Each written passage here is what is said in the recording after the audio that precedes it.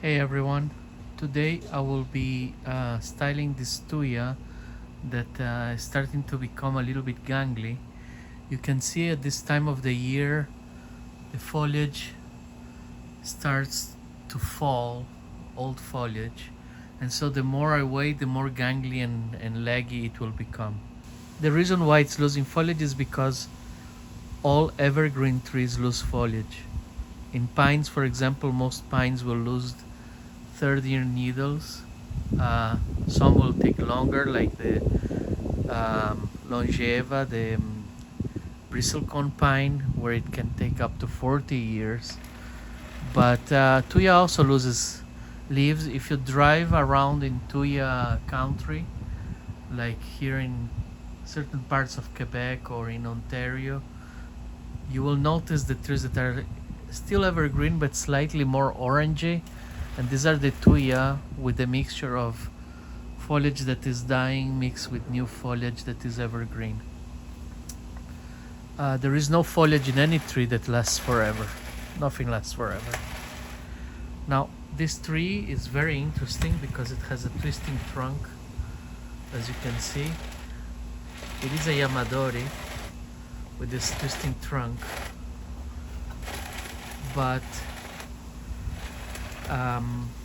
I originally planted with the front of the pot being here, so as you would see,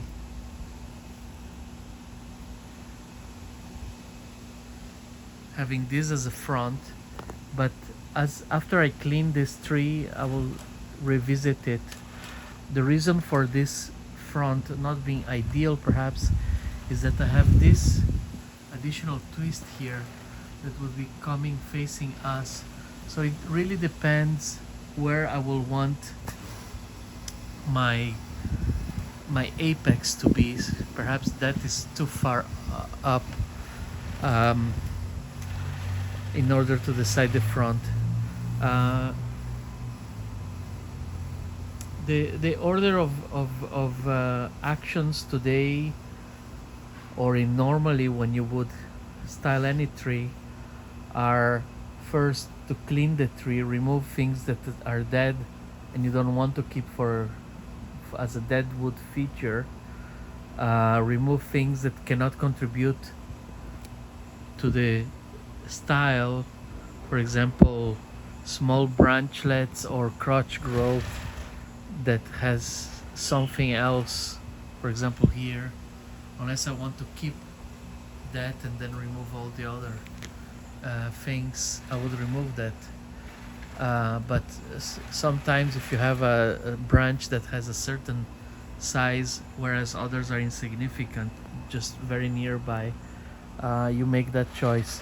As you clarify with removing the dead branches, the dead foliage, everything that you don't want, then it will become clearer what style you want for the tree.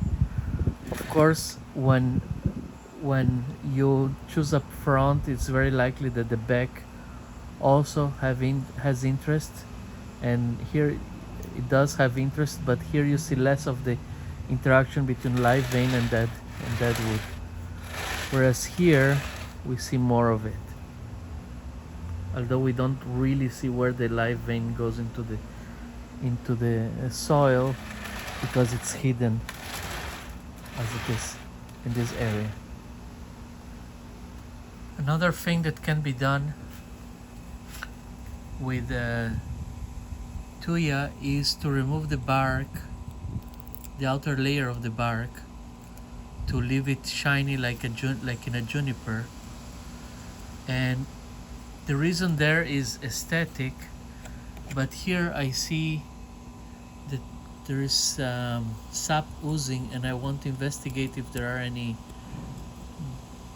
burrowing insects that got in here. In order to remove the outer layer of bark, we use a chisel, and we can simply pull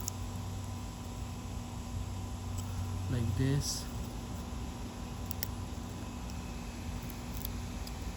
We can take a wire mesh brush and scrape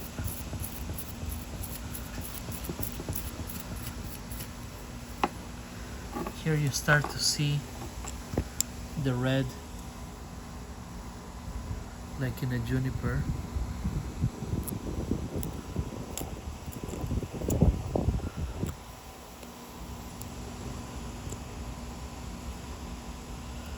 And you see also the little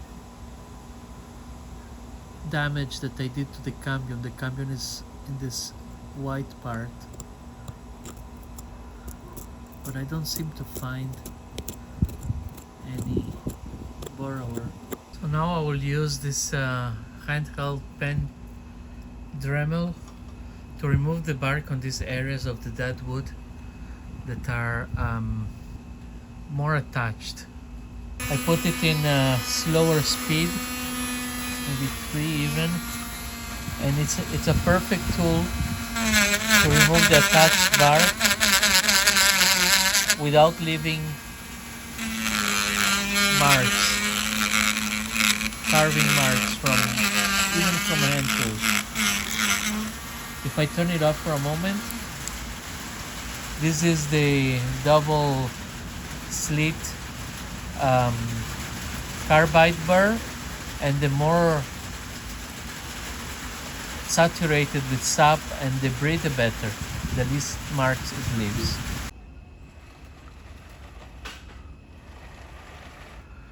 So I finished cleaning the deadwood and using lime sulfur to whiten it, and I applied the borer attack effect throughout.